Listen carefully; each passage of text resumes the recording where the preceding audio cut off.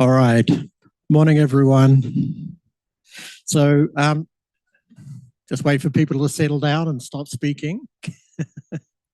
So it's my pleasure to introduce our distinguished speaker for today's Pioneer in Biomedical Research Seminar, Dr. Rong Tian. And she'll be presenting on the relationship between mitochondrial function and heart failure. Dr. Tian is a professor of anesthesiology and pain medicine and bioengineering at the University of Washington. And she also holds adjunct professorships in biochemistry, pathology, and medicine. And she serves as the director of the Mitochondria and Metabolism Center, a position she's held since founding the center in 2009. She has an amazing CV, just filled with numerous prestigious awards and honors. I'll just mention a few of them. I don't want to embarrass her too much, but they include the Distinguished Achievement Award from the American Heart Association, Basic Sciences Council, the Research Achievement Award from the International Society for Heart Research, the Bernard and Joan Marshall Distinguished Investigator from the British Society for Cardiovascular Research, and the Byrne Distinguished Lecturer of the American Physiological Society. And in 2021, she delivered the prestigious Basic Science Lecture to the AHA, the George E. Brown Memorial Lecture. She's also elected to the American Society of Clinical Investigation and is a fellow of the American Institute of for Medical and Biological Engineering.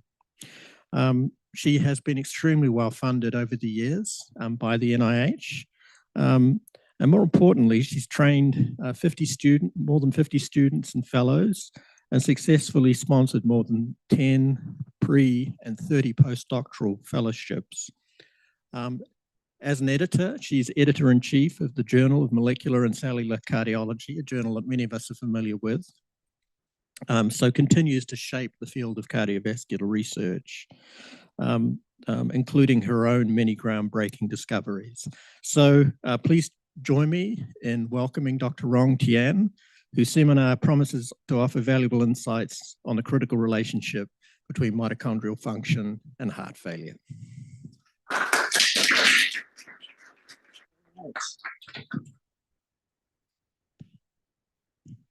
All right, good morning. Thank you, Rob, for the invitation and such an overly flattery introduction. I feel so embarrassed. I wish my mother were here. And so it is a really great pleasure to come here and visit. So I've never been here, but I have already learned that the metabolism research is growing here. So I'm all excited to talk to the colleagues later in the day and the students and discuss the new development in the field. So I've been mostly in cardiovascular research, and I focus on mitochondrial metabolism. When I started 30 years ago, this is an area nobody pays attention. It's almost like a dead end area. But things just turn around, I think, now with a lot of new tools and methods, and with us all recognizing that a lot of genetic changes are eventually linked to cell metabolism, and this field is really thriving. So it covers many areas, and not only cardiovascular research, many biological and biomedical areas. That's also reflect how that the Mitochondrial Metabolism Center at the University of Washington connects every department, and I got all those adjunct appointments with different departments because there's someone interested in this area. So I really look forward to connect with everyone here about this topic. I recognize that not everybody think about mitochondria every day, so I will just start with a little general introduction. Just bear with me if it's a little bit repeat of what you already know. Trying to get this cursor to work, maybe here. Does this work?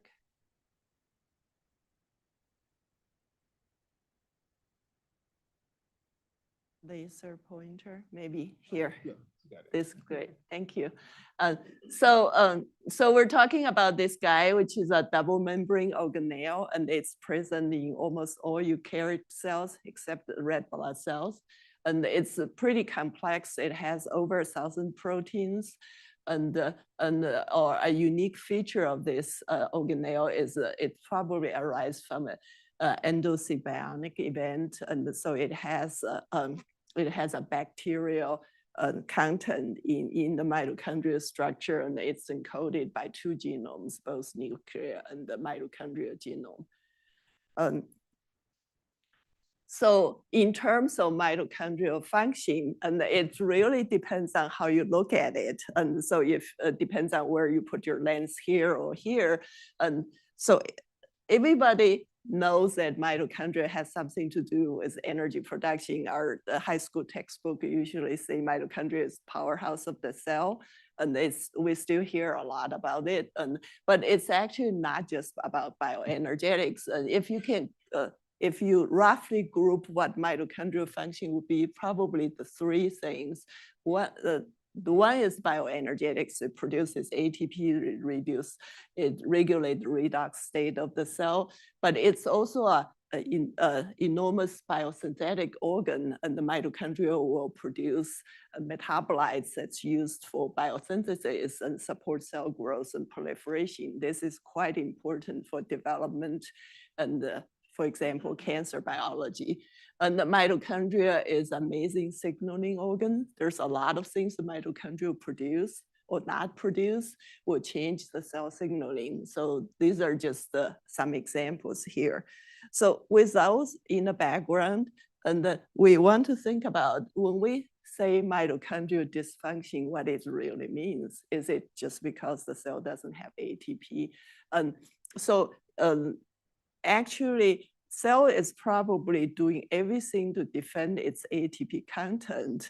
And in that process could change many of those things that might be already a mitochondrial dysfunction, but it's not reflected in the ATP level, ATP production. So that's something really important to think that way when we think about mitochondrial function. In that consideration, we propose that mitochondrial dysfunction is not just a flip of switch, whether mitochondria is live or dead, or is it able to or not able to produce ATP. It's probably a shift of spectrum in all these kind of things mitochondria do.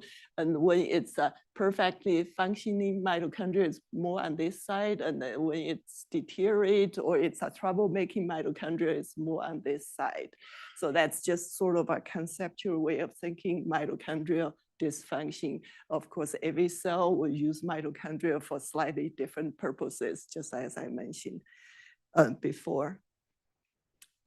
Now back to mitochondria in the heart. And so actually in cardiac research, it is true that mitochondria was first considered as a powerhouse of the cell. And this is because the cardiac muscle contraction requires so much energy, and the cardiac myocyte has a minimum storage of energy. So the ATP stored in a cardiac myocyte will only support for a few beats. But the heart never stops beating in our lifetime. So this energy supply and demand balance is really built on a beat-to-beat basis. And this is all supported by mitochondrial oxidative metabolism. Over 95% of ATP consumed by the heart comes from mitochondrial oxidative metabolism. Glycolysis contribution of ATP without oxidative metabolism is quite small. Other evidence that the heart is in trouble in terms of this balance. So I'm talking more about like human heart and human heart failure, because that's what we study. And so there's no way you can measure mitochondrial function of a human heart non-invasively. And what we measure mitochondrial function in cell or animals, we always take a piece of tissue or cell and measure it. Can't do that in the human heart. So the next best thing we can do is just monitor the energy homeostasis of a human heart non-invasively. This is use phosphorus NMR spectroscopy that detects all the phosphorus containing compound in the heart. The prominent one in the heart are phosphocreatine and ATPs. So there's 3 ATP peaks. For the students, maybe I'll ask you why there's 3, but the 3 reflects the same ATP, and it's just a different phosphate. So this is a spectra taken from a non-fading heart. You can see a very high level of phosphocreatine, and probably half of the concentration of phosphocreatine is ATP concentration. But is this in the end-stage dilated cardiomyopathy? The ATP concentration didn't decrease that much, but the phosphocreatine level decreased dramatically. So we usually think phosphocreatine is an energy reserve compound in the heart, and this just shows the heart has depleted its energy reserve, and that reflecting an imbalance of supply and demand homeostasis. This ratio of phosphocreatine to ATP has been shown closely track the survival, long-term survival of the patient. This was discovered more than 3 decades ago. At the time, nobody understand why, and I don't think we understand why completely now either. This doesn't mean that phosphocreatine decrease is bad for the heart. It's phosphocreatine that keeps us alive. So this phosphocreatine to ATP ratio is more like a biomarker. It just shows the energy status of the heart reflect how well the heart is doing. And so you all know the biomarker doesn't always mean its mechanism, but it's quite interesting, has this observation. When this was first discovered, this ratio is a better predictor of survival than ejection fraction. And that's also another thing we don't understand. But now I think we have a slightly better understanding on this aspect, because the heart failure with preserved ejection fraction also has a decrease in phosphocreatine to ATP ratio. And no doubt if this ratio tracks survival and the ejection fraction doesn't. So this is just showing the balance of energy supply and demand is disturbed. Doesn't mean it's the mitochondria's fault, right? It's closely related to mitochondria. But now, if we look at the human failing heart tissue and see how the mitochondria looks like, so these are from the decompensated human heart failure tissue, comes from a pressure overload due to congenital heart disease. And you can see the mitochondria is very swollen, crystals are disarrayed.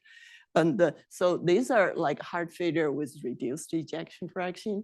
And on this side are pictures taken from a recently published paper of biopsies of heart failure with preserved ejection fraction complicated with diabetes. The mitochondria looks very similar as we see here. And then if you go back, and this is diabetes only with no heart failure, this is non-failing without any disease, they look more normal, like this one. And these look very similar. So we say that the failing heart, regardless reduced ejection fraction or preserved ejection fraction, does have evidence of mitochondria problems. And now the question is that how do we get here? And you know, in heart failure, except very few cases that's originated from mitochondrial disease, most of the heart failure cases doesn't start with mitochondria dysfunction. It started maybe with a high blood pressure or MI or valvular disease, or maybe a genetic mutation in the sarcomere. So the mitochondria dysfunction is really not the etiology of the heart failure. But in this process, somehow this etiology that drives heart failure causes mitochondrial dysfunction, and the mitochondrial dysfunction exacerbate the cardiac dysfunction.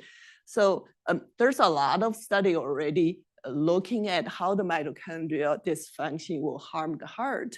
And the question I want to bring up today is how this etiology that drives cardiac dysfunction at the same time causes mitochondrial dysfunction. And I want to give two brief examples. One is in a HFrEF model, and one is a HFpEF model. Why the failing heart has mitochondrial dysfunction? A couple of decades ago, we discovered that PGC1 PGC1 alpha is a very powerful transcriptional regulator of mitochondrial biogenesis, and many studies demonstrated that PGC1 is downregulated in a failing heart, and this will lead to transcriptional programs that impair mitochondrial biogenesis, fatty acid oxidation, oxidative metabolism. So this was a really exciting discovery at the time. And then further studies showing that in heart failure, no matter it's caused by mechanic overload or by nutritional disturbance, will eventually get to this PGC1 nuclear transcription factor pathway, and eventually this pathway is impaired. And so this was proposed as a common pathway that finally leads to cardiomyopathy and heart failure. So this was great. And then it seems like it gave us a target to fix this mechanism. And unfortunately, so this study was done almost 20 years ago to overexpress PGC1 and thinking that will protect the heart, maybe will maintain mitochondrial function during stress. But PGC1 overexpression itself actually causes cardiomyopathy and dilated heart. The mitochondria, it just grows out of control. It's almost like a cancer within the cell. You can see all this poorly formed mitochondria growing in large numbers actually impairs heart function. So this was partly blamed on this overexpression that gives a huge dose of PGC1. Maybe it's an overdrive. And so later, using a more moderate promoter that gives about 3 times overexpression of PGC1, and it does not cause baseline phenotype anymore. But these animals, you see when it's exposed to pressure overload like TAC, they had a very high mortality at the very beginning. And afterwards, there was no improvement of survival, or even the cardiac function here showing black bars are even worse than wild type animals. So targeting PGC1 itself hasn't been successful for the heart cardiac response to pressure overload. And then we thought about this a few years ago. We said, why we can't make mitochondria better in the heart, in the failing heart? What was going wrong that brings the mitochondrial function down? And then, as I mentioned at the very beginning, the mitochondria is coded by 2 genomes, and the nuclear genome and the circular mitochondrial DNA. So the PGC1 is mostly working on this part, and whether this part cooperate or not is not very clear. But we had some earlier studies showing that in the human failing heart, the mitochondria DNA itself is damaged, so it's not very effective to code the proteins that encoded by mitochondrial DNA. So we looked into the mitochondria DNA transcription and translation a little closer. And the work I'm showing you here is done by Matthew Walker when he was a postdoc in the lab. He's actually taking this part of work forward. So what he found in the human failing heart is there are some transcript from mitochondrial DNA. They're not fully processed. So mitochondrial DNA is a circular structure, and the transcript is like a polycistronic strip. The tRNAs, mRNAs, or rRNAs are all stick together. And so it has to be post-processed by RNase enzymes to cut the tRNA out, those yellow dots, and then make mature mRNAs and rRNAs. And what Matthew found is in the human failing heart, there are some not fully processed and they're still stick together, such as COX-1 and 2 and ND1 and 2. And this can be modeled in a mouse model of pressure overload. And you see these pink bars, they're also accumulated, unfinished, processed. And so if you map those ones, they're all here. They're all connected by a tRNA in the middle. So this suggests the RNase-P function is probably impaired in this context. And what's interesting here, you notice that those bright blue bars, they normalize.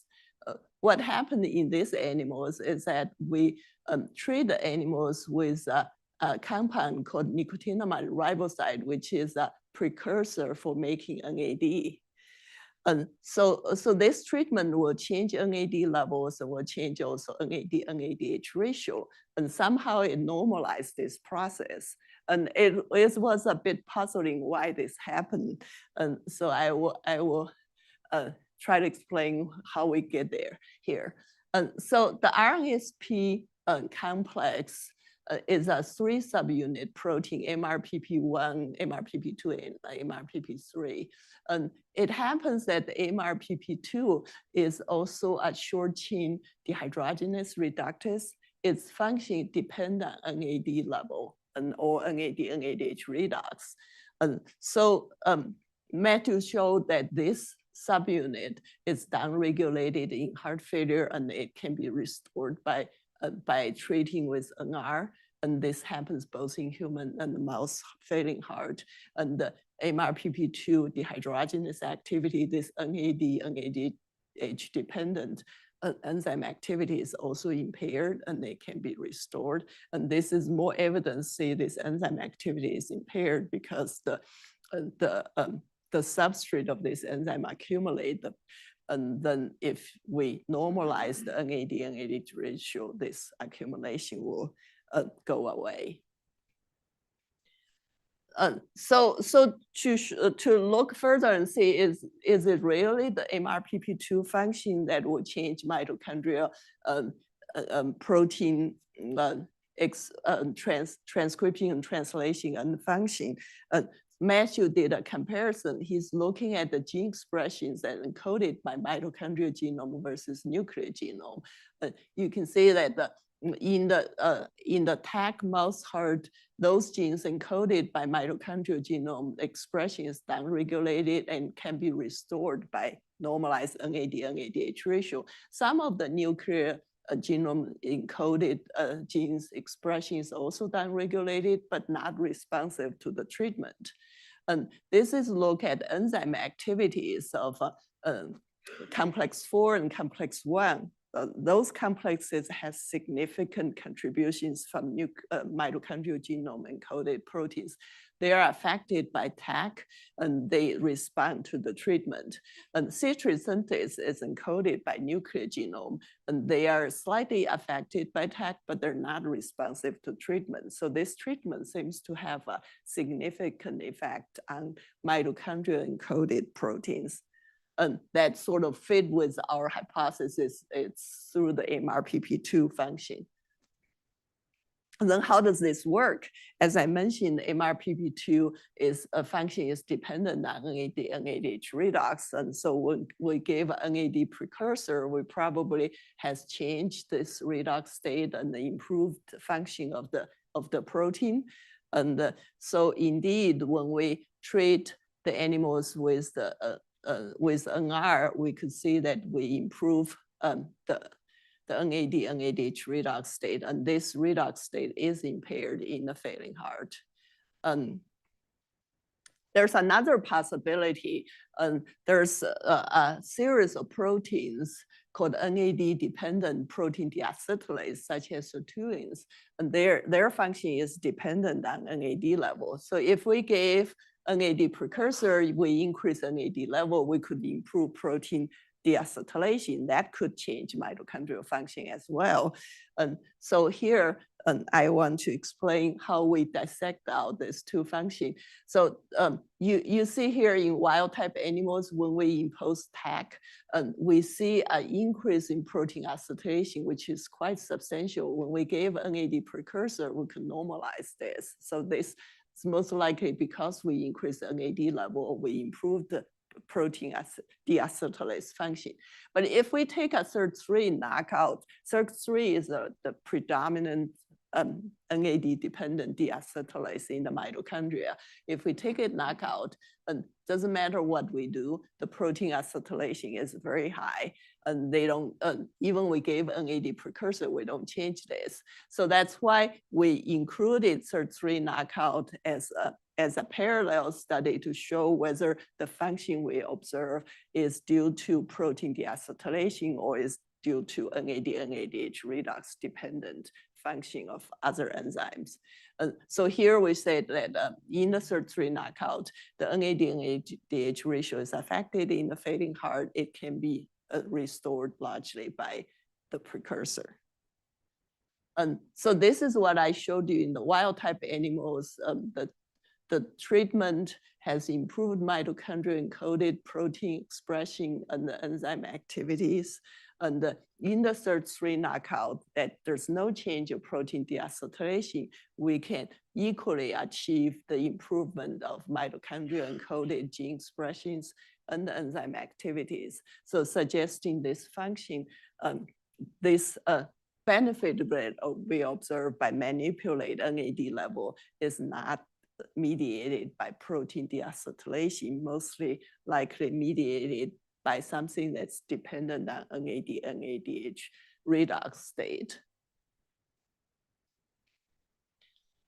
So here is just some more biochemistry analysis and showing that the MRPP2 dehydrogenase activity, which depends on NAD and NADH redox state, can be improved in both genotypes, and the mitochondrial respiratory function measured by OCR is also improved in both genotypes. So this is, yeah, you have a question. If oxygen consumption is reinstated through the NR treatment, do you obfuscate the role of the mitochondrial matrix dehydrogenases then? Are those compensated, decreased because you're supplementing them with the NR to restore the NADH, NAD plus ratio? And a similar question for complex 2. So you mean measuring the proteins of complex 1 and complex 2? No, the matrix dehydrogenases that create that flux NAD plus and NADH. The matrix proteins, you mean the ones that's in the TCA cycle? TCA cycle and others, NE3, blood 1. So why do you think it matters for the OCR? Because you're taking out the role of the matrix dehydrogenases with replacing it by NR and messing with the NAD plus NADH ratio artificially with NR treatment. So you're thinking that it produces more NADH for oxygen consumption? Well, it would mess with the role of the matrix dehydrogenases then, right? If you're using NR to mess with NAD plus NADH ratio. And if that's the case, it's probably going to show here in the sham animals, right? And so in the sham animals, we don't have a big difference for the wild type. We actually see a difference here in SIRT3. So this might be related protein deacetylation that improve the dehydrogenase activities. Okay, thank you. So to summarize here, we're saying the MRPP2 downregulation impairs mitochondrial RNSP function and the DNA and the mitochondrial DNA transcript processing, and we correct the NAD/NADH ratio will restore the MRPP2 function and the mitochondrial DNA transcript level, and that improves mitochondrial function, and then this benefit, it seems to be independent of NAD-dependent protein deacetylation by SIRT3 in our heart failure model.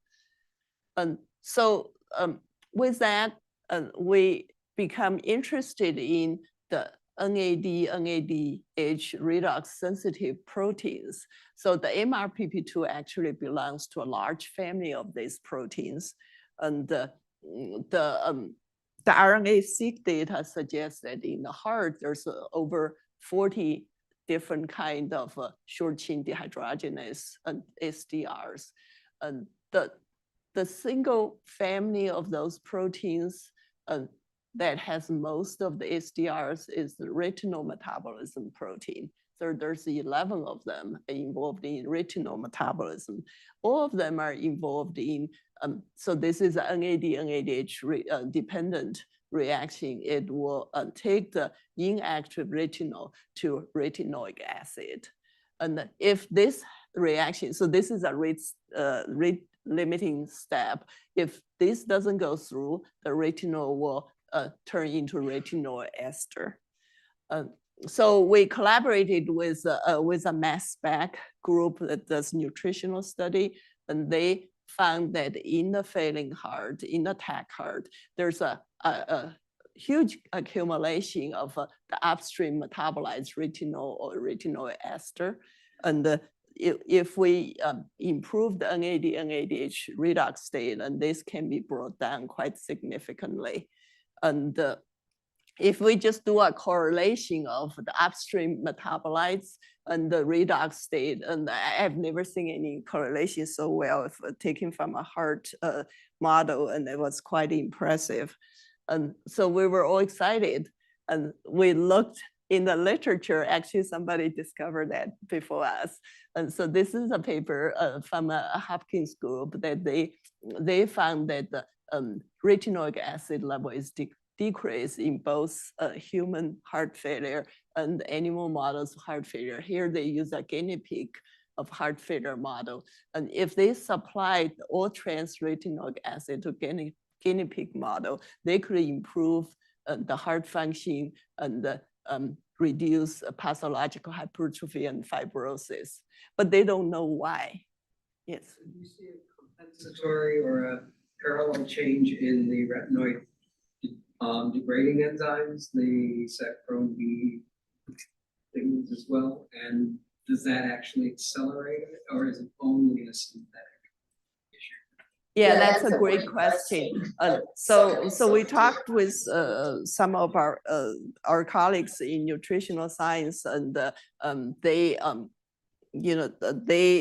pointed out that this degradation pathway is pretty complex, and there's multiple enzymes involved, and they are actually different in human than animal models. And so is this paper showed the similar thing. And so they think that in a human heart, it's one set of enzymes, and in the rodent model, it's a different set.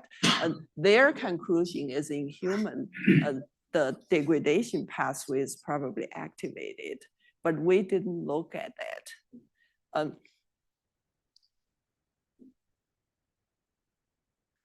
So we're asking the question why our treatment will lead to all this benefit, and is there something related to retinoic acid metabolism?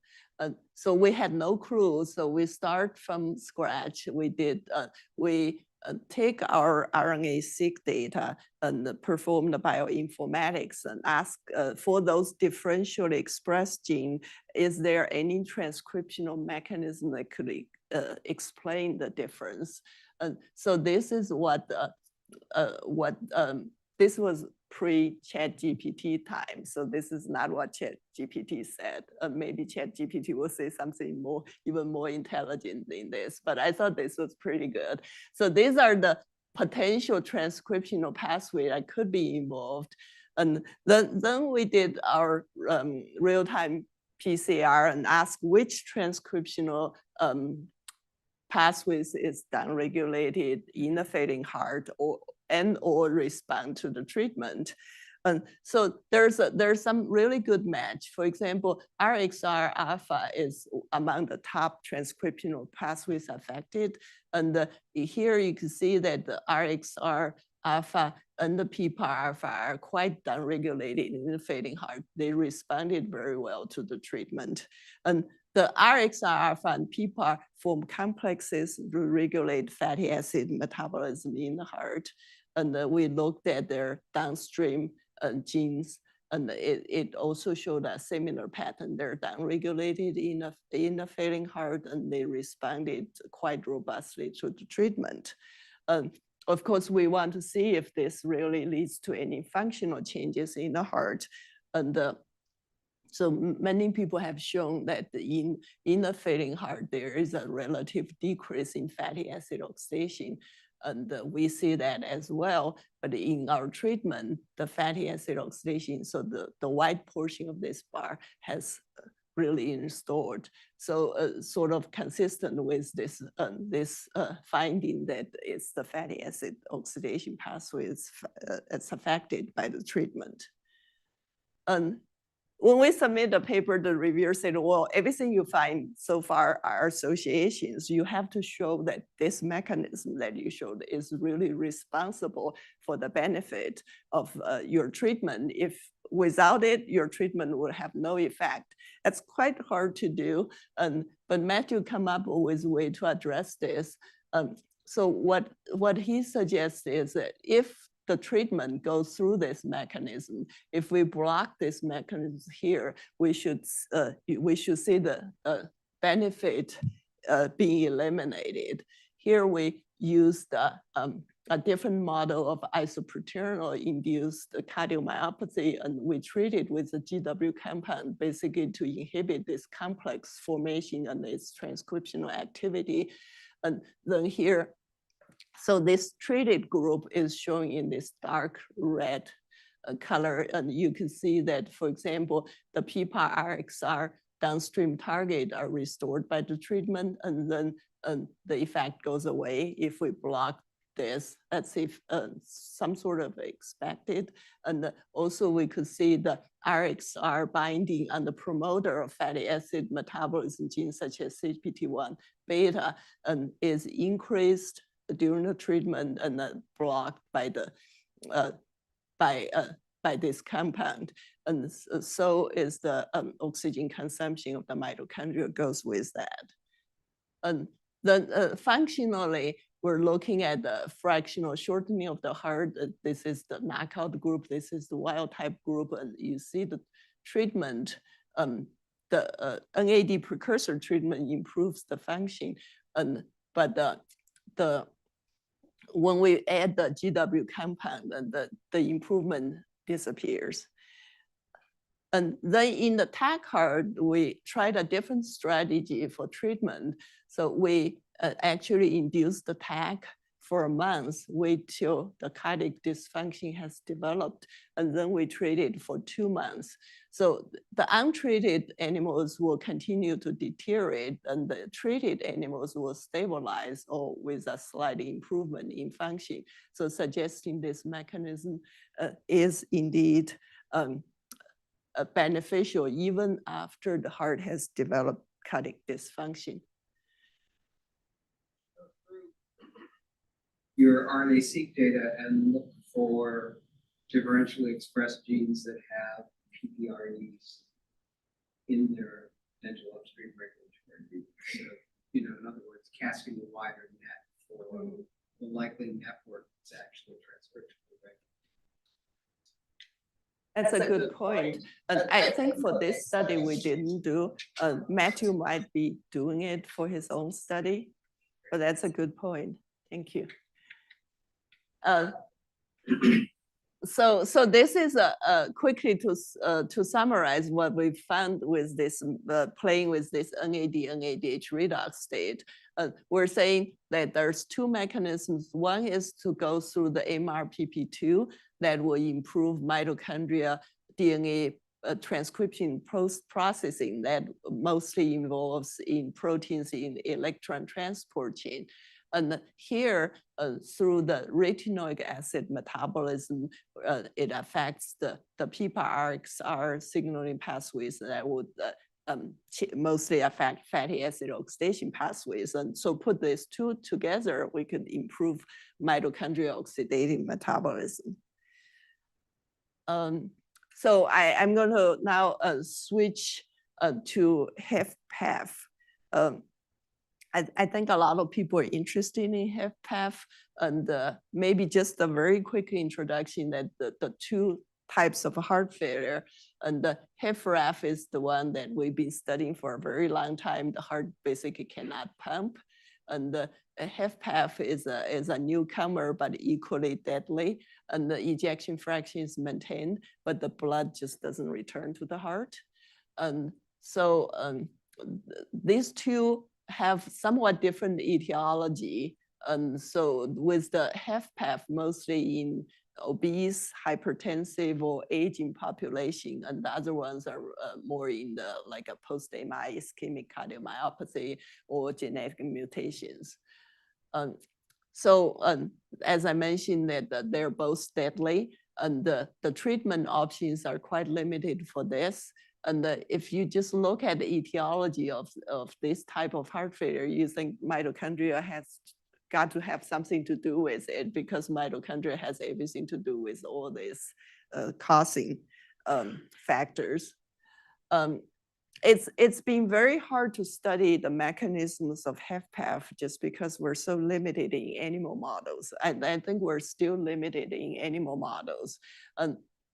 So how could we make a HFpEF animal model? This is the suggestion of a paper about 5 years ago, or more than 5 years ago. And I think the field are still not quite clear about this. So this says what is a HFpEF model, what is not a HFpEF model. So HFpEF model has to be first, it has a preserved ejection fraction. If your model sort of had a preserved ejection fraction, then later on declined ejection fraction, that's not a HFpEF model. It's just it's the model progression. And then if the model has a diastolic dysfunction, that's good, but that's not enough as a HFpEF model, because it also has to have heart failure phenotypes, such as congestions, reduced exercise tolerance, and pathological change in the heart. And so if everything is here, and this is a HFpEF model. So a few years ago, and this are maybe 2 or 3 years ago, there was a very nice review in Circulation Research that they summarized the existing model up till then, that mostly the models has cardiometabolic changes, has hypertension, has aging, but most models not have all three. There's only one model that has three. It's actually the model that a former student in the lab developed after he returned home. So this model is really nice, but it will take more than 2 years to make. And it's, a lot of students are here, and I bet not many of them, many of you want to take up this model. And also with the funding restraint, this model is just very difficult to do in reality. And so even I participated in this model when it was first developed, and I can't afford to use this model. So what I'm going to show you is the next model that has only 2 heads. So it has hypertension and has obesity. So this is the quite popular 2-head model that Joe Hill's lab published a few years ago. This model and this model have almost totally overlapping phenotypes, even though the induction is a little bit different. And this model, I want to see here, it does not induce the phenotype in female animals, probably because it starts quite young. And so if I heard unpublished result, if you start late in older animals in this model, you basically turn this model into this one, and then you can see female phenotype. So the two-hit model, so it's high-fat diet and L name, and we gave it for 10 weeks. And this is just show you the animal has developed obesity, high blood pressure, and preserved ejection fraction, and developed diastolic dysfunction, slightly congestion of the lung, and reduced exercise capacity. We also included in the study the one-hit control, high-fat diet only or the high blood pressure only, just to see how the phenotype evolve. So this work done by Akira Yoshi and Tim McMillan, and they started by comparing the TAC and the two-hit model just to see this represents HFrEF and this represents HFpEF. How do they look like functionally and metabolically? And here is just functionally, it says, okay, both have heart failure, and one has primarily reduced ejection fraction, the other one has diastolic dysfunction. And as I mentioned, that both animal models has energy imbalance by looking at the phosphocreatine to ATP ratio, and so is the HFpEF model here, and it's sort of corresponding to what's being reported in the human heart failure. And then the favorite part, my favorite part, the metabolism. So as you know that it's been shown that in the HFrEF model, there's a downregulation of fatty acid oxidation in the heart, and the so-called alternative substrates such as ketones and carbohydrate upregulated. And so this is what we see in the TAC model. And here is the HFpEF model, totally different picture. The fatty acid oxidation did not reduce, and the alternative substrate did not increase the contribution. I have to say this is a relative contribution, so it doesn't mean that the fatty acid oxidation doubled from here to here. It just is, relatively speaking, it contributes more. So why the HFpEF model had this pattern, and we compared HFpEF to its one-hit controls. And if you look closely, the HFpEF model, the substrate utilization profile is very much tracked the high-fat diet. So it's heavily influenced by the high-fat diet.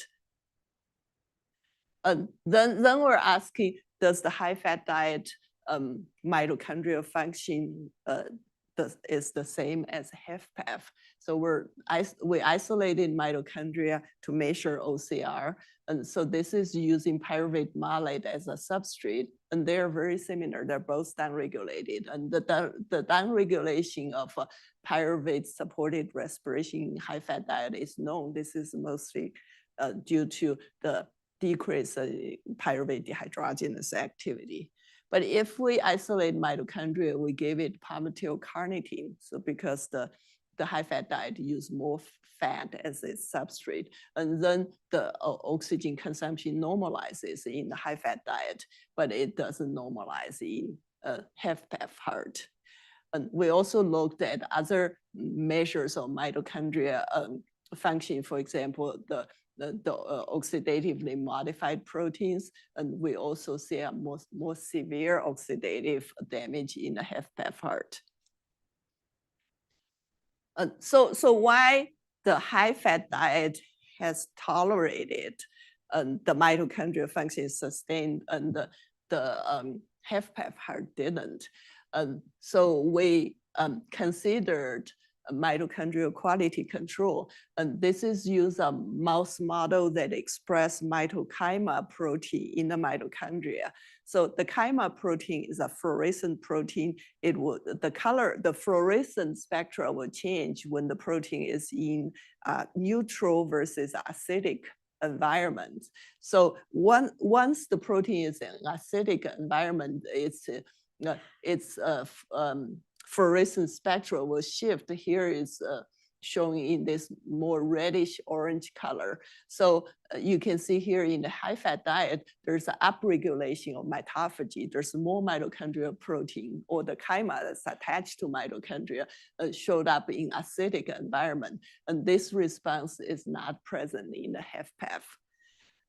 We also did the traditional mitophagy flux analysis and just take the animals, give it chloroquine to block the lysosome degradation and see how much LC3 we can get. We get more LC3 in high-fat diet, meaning there's more mitophagy going on, and we don't see any change in the HFpEF. That means no response. So the mitochondria are stressed in high-fat diet and the HFpEF, but the mitophagy response are not upregulated in HFpEF. So there's some literature report and said that the high-fat diet upregulates its mitochondrial quality mechanism, not only through the canonical autophagy pathway, but also through the alternative pathways, such as the RAP9 UAK1 mechanism. We looked at this pathway, it's not responding in HFpEF either. So if we look at the mitochondria, the EM of the mitochondria in these three groups, and there's a slight increase in mitochondrial density in the HFpEF and high-fat diet. This is known in high-fat diet. But if we look at the mitochondria biogenesis and dynamic proteins, we see some upregulation by high-fat diet, suggesting that the high-fat diet is probably turning over its mitochondria more robustly.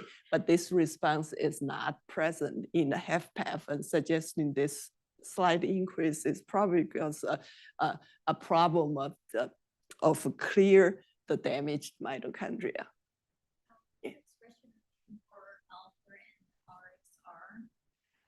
Yeah, so we didn't show this.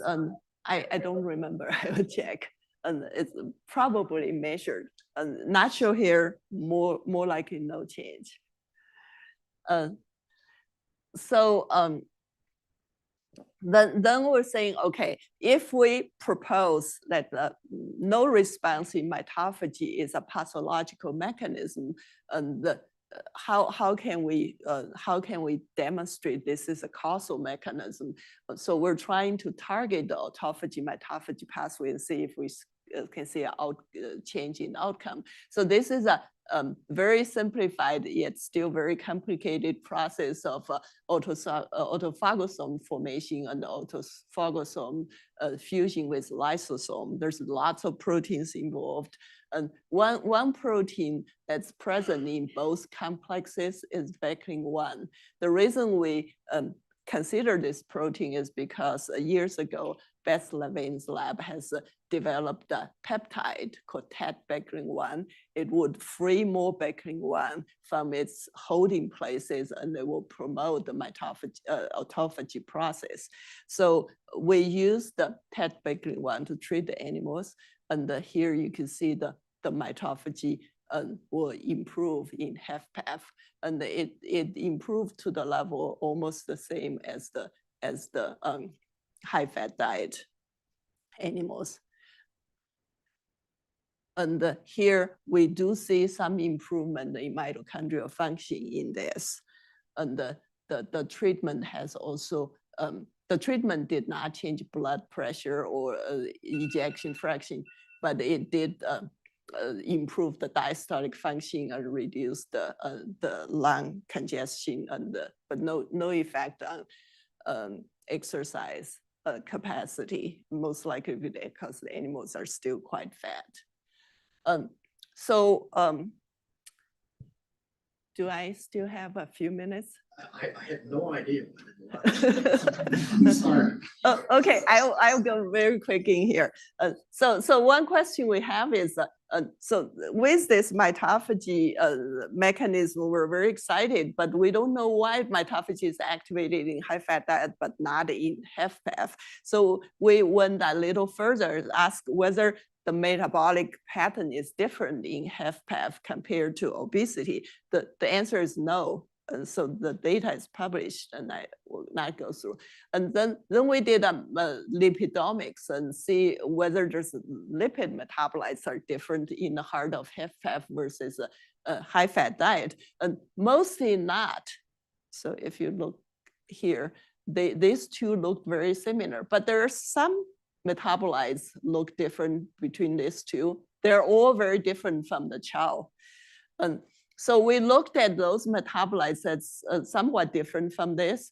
And if you look at single metabolites, there are not many that's very different that will pass the false discovery rate. But one thing that the fellow doing this research noticed is that, so our platform could detect about 22 free fatty acids. They're all on the increased side in high-fat diet. And not many of them passed like a significance, but they are all on this side. It's quite curious.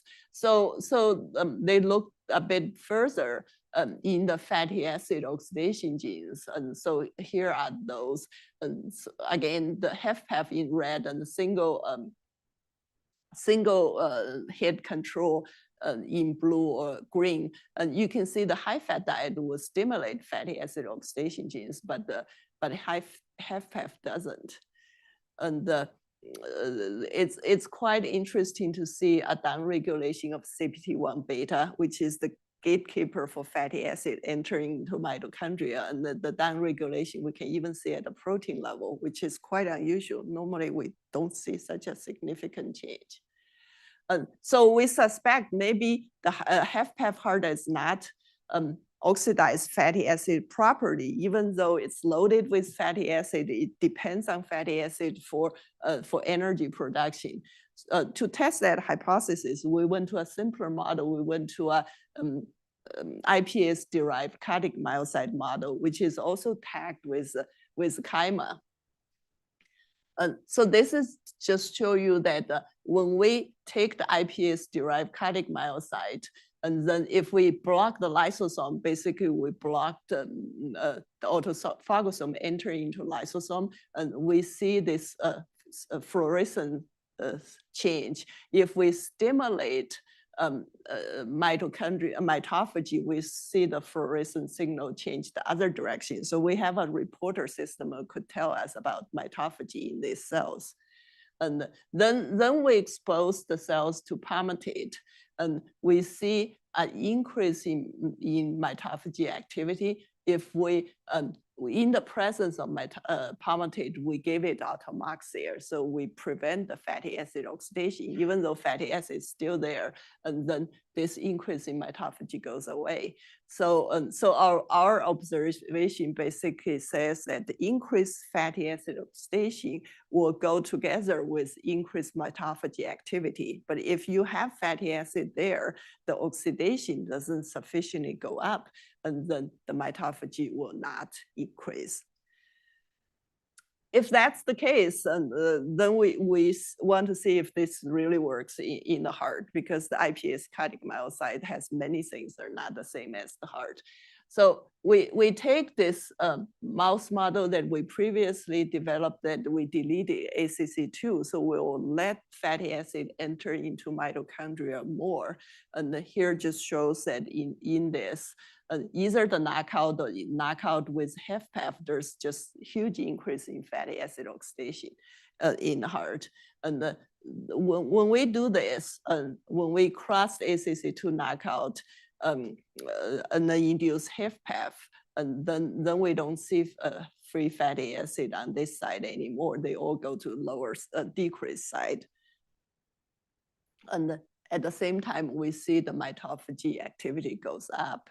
And this just a summary of the mitochondrial function and bioenergetics or improved.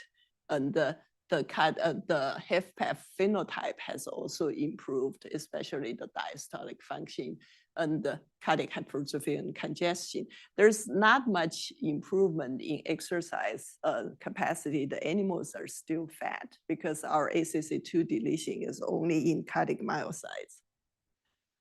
So I probably went over time. And just quickly to summarize this part, the impaired myocardial energetics in HFpEF heart is not associated with the traditional view of the switch of fatty acid and the alternative substrate. And it's actually more like an inadequate fatty acid oxidation.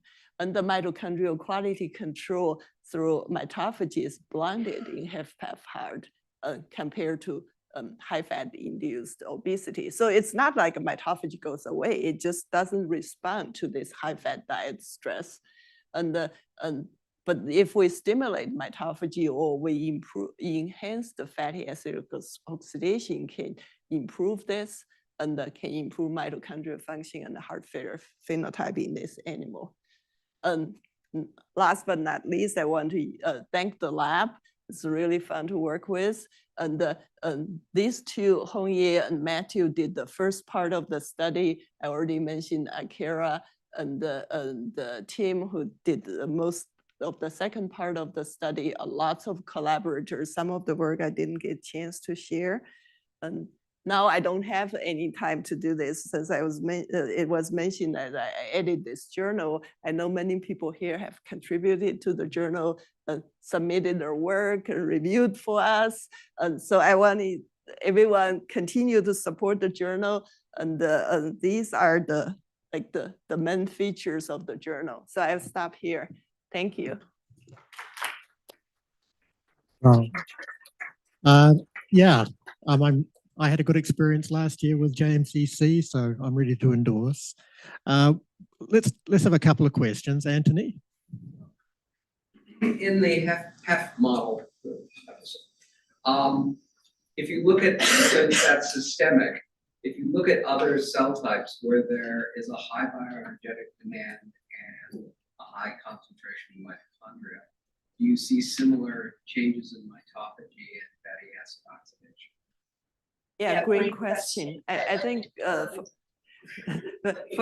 for example, like a liver and I think people are looking. We didn't look. We had a hell to get this grant through study section. They hate it. So if anybody had accounting for taste. Yeah. The other question is the regulation of contractility and the electrical properties of the cardiac myocytes in the face of this mitochondrial change. How does that change? As responsive to the transmitters that actually regulate it? Is there cytoskeleton? Yeah, that's a fantastic question. Wow. You've put together like our study plan for the next 20 years. we haven't done any electrophysiology. I know there's people studying like atrial fibrillations in this model. So I bet the mitochondria will do something about that. And right now it's just not very clear how it will do it and whether it's affect the cardiac myocytes or it will affect other cell types and trigger inflammation, for example. Go Zen and then Mark. Guys on the microphone. So for the ACC2 knockout, is a cardiac specific knockout? So your model, 2-hit model, started with that knockout already. So my question is that, is there a way that you can induce the HFpEF, but then conditionally knock out the ACC2? Because in the field, there is a controversy here. If you give mitochondria a lot of fatty acid, but the mitochondrial quality is bad already, and you're going to choke the engine and make it even worse. Yeah, perfect. Yeah, that is totally a concern. So this model is inducible. So you can induce it at any time you want. But I think we induced it pretty early in the process because the postdoc wants to go back to Japan, and I have to say that. And, but there is now an ACC2 inhibitor quite selective, I would say, because there's many other ACC inhibitors. There are ACC1 and 2 not so selective, so it's difficult to do an in vivo study. But this one's pretty selective, so I think there's really potential to do this for like a therapeutic look. But ours theoretically, you could induce deletion like 2 months into the HFpEF. Yeah. Hey, great talk. So I'm super interested in the HFpEF kind of model that you're using, and I'm wondering if some of what you're seeing, like with the addition of the L name on top of the high-fat diet, potentially creating kind of vasoreactivity issues in the cardiac microvasculature. I wonder how impacted the oxygen supply to the cardiomyocytes are in this model, particularly under kind of like a stressful situation. I wonder if that kind of potentially explains like the ability to oxidize the fats in the heart and the cardiomyocytes, and whether that also explains your lack of benefit in the exercise side of things that you had right at the end there. I just wonder if you can comment on that at all. Yeah, good point. So you're thinking that if we gave L name, we might have changed the vasculature and maybe like a micro vascular density of the heart that will cause a relative hypoxia. And is N-tyl nitric oxide, which is required to dilate the vessels when the heart needs more oxygen. So I'm wondering if the cardiomyocytes are kind of starved with oxygen, especially periods of stress, which might undergo stress all the time with like handling and all these kind of things. I just wonder if that's been looked at all. Yeah, so we did not look at vascular density. We could do that with like a CD31 staining or something. But I think it's probably, that is a concern if we see the PCR to ATP ratio change.